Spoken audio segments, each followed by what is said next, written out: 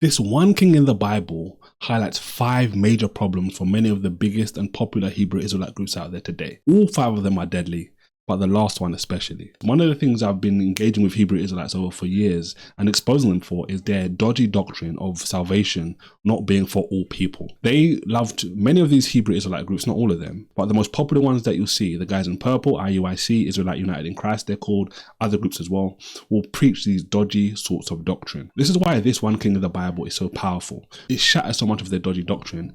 So it's an example I like to talk about from time to time. And this is in the Old Testament, in the first book in the Bible, Genesis. It's Genesis chapter 20, and it's the king of the Philistines, Abimelech. And the first thing I want to highlight is that this is a king who has a relationship with God, is righteous, and he's not an Israelite. So when you look at this passage in Genesis chapter 20, look at what it says. It says Abraham is journeying south, right? He's moving down from Israel and he's going down towards Egypt. And it says he comes to a place, Gerar. And it says, and Abraham said of Sarah, we know this story is popular, that it's his sister, right? And he's saying this in a deceptive way. And he says, Abimelech, king of Gerar, sent and took Sarah. So this individual that Abraham is engaging with here, this guy Abimelech, is the king of Gerar. He's the king of the Philistines. He's a Philistine. This totally shatters many of these groups' false ideology that God is only interested in having a relationship with the Israelite or the Hebrew. Philistines didn't originate from the Hebrew line. This is why this is such a significant thing here. Abraham says that Sarah, his wife, is his sister. Then Abimelech takes her to marry. And then God comes into him in a dream. And we'll talk about that more in a moment.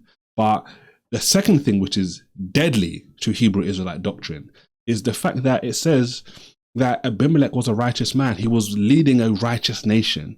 So this is like a total mind frazzle for Hebrew Israelite groups who think that, you know, God is only interested in engaging with Hebrews, with Israelites, and he doesn't care about any of the rest of them. This chapter in the Bible totally shatters this. As you keep reading in the passage, look what it says in verse 4. So God has given him a dream and said, look, you're in trouble because you've taken a man's wife. And notice what Abimelech says. But Abimelech had not come near her, so he hadn't had any sort of relationship with her yet. And he said, we'll talk about why he hasn't had relationships as well in a moment. And he said, Lord, that's significant right there. He's calling on the name of the Lord, right? Which is specifically, this is the divine name there as well, which is also significant. But notice what he says, will you slay also a righteous nation? He's in that nation, but he's speaking just generally as well, not just about him, the whole nation. This is a righteous nation. This is a justified nation, a nation which is right before God, justified. You think back to early on in Genesis, where God is saying of Noah, God found Noah to be righteous. God had justified Noah. This is what Abimelech is claiming for himself. So like many of these Hebrew Israelite groups will have you believe that only Israelites, only Hebrews can be righteous. This is a Philistine king, not only claiming righteousness for himself, but for his whole nation. Think back to as well, I mentioned Noah. Think back to Abraham. This should spark your memory of Abraham earlier on in Genesis, a few chapters previously, where Abraham is interceding. He's pleading for the salvation of the righteous in Sodom and Gomorrah. Abraham asked the same question to the Lord. Lord, will you slay the righteous with the wicked?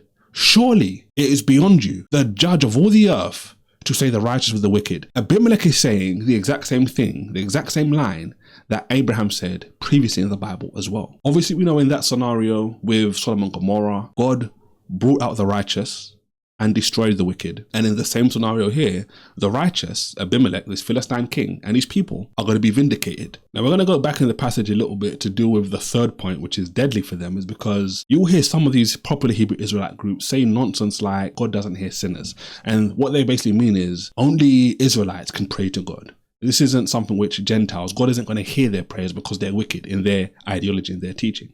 But notice what we see here. Prayer is communication. And what's happening here quite clearly? Let's go back a little bit. In verse 3, it says, God came to Abimelech in a dream by night. God comes to multiple people in a dream. So I'm not making the argument here that because he had a dream, that means he's special or has some special relationship with God. No. Notice it says here, he said, Lord. He's speaking back to the Lord. He's having communication. According to many of these Hebrew Israelite groups, a unbeliever, a Gentile wouldn't be able to speak to God. But this is an example which is totally shattering that. He's speaking to the Lord. And notice he's making his case. And notice what God says. God responds favorably to him. He's the guy who's saying he's part of a righteous nation. What does God say unto him? God says to him in a dream, yea. So God is in agreement with what Abimelech is saying. He's part of a righteous nation, a nation that is obviously serving the Lord. He's part of a nation which didn't do this in a like devilish way. It's just from Abraham's deception. And it says, God says, I know that you did this in the integrity of your heart. This word here is a powerful word. If you think of it, this is the same word which is used for people like Jacob. It's used, I believe, of Noah. Different examples of people, like righteous people in the Bible. And it's used here. God is using this word for Abimelech. And speaking again more so about what God has said about him doing it out of the integrity of his heart,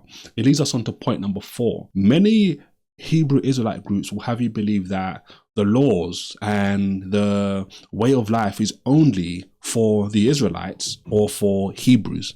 And this is totally shattered here again. You have these Hebrew Israelites, many of these popular Hebrew Israelite groups will talk about, like, they'll say, well, a unbeliever, a Gentile can't sin against God because the law isn't for them. The laws and these things are only for the Israelites, they're only for the Hebrew. But notice what happens in this passage. When God came to him again in a dream, it says, I know you did this in the integrity of your heart. And this is why he said, for I also withheld you from sinning against me. I remember I highlighted earlier that it said, Abimelech had not done anything with Sarah. Now we're realizing and learning why. Because God said to him, I withheld you, I stopped you from sinning against me. This sort of doctrine here is clearly shattering any Hebrew Israelite group who may try and get you to believe that no, these other Gentiles, these other nations that are not Hebrews they can't sin against God. No, this is totally shattering that ideology to shreds. Now, when we look at the 5th point in today's video, it's a clear implication you can see, which is just so significant on so many different levels, which again showcases that this lie that many Hebrew Israelite groups, especially the popular ones, many of them will try and teach that God is only interested in the Israelites, he's only interested in the Hebrew. No, God is interested in all people from all places coming to trust in him. So there will be people from all places, Israelite and non-Israelite, who will come to him. Not everybody from all of these places, but people from all of these different groups. Think people like Rahab, Ruth, etc. Notice as the story unfolds, Abimelech, after all this stuff, as makes most sense since he's living and ruling a righteous nation, he follows what God says. And then he basically rebukes Abraham and is like, why would you do such a thing? Why would you do this?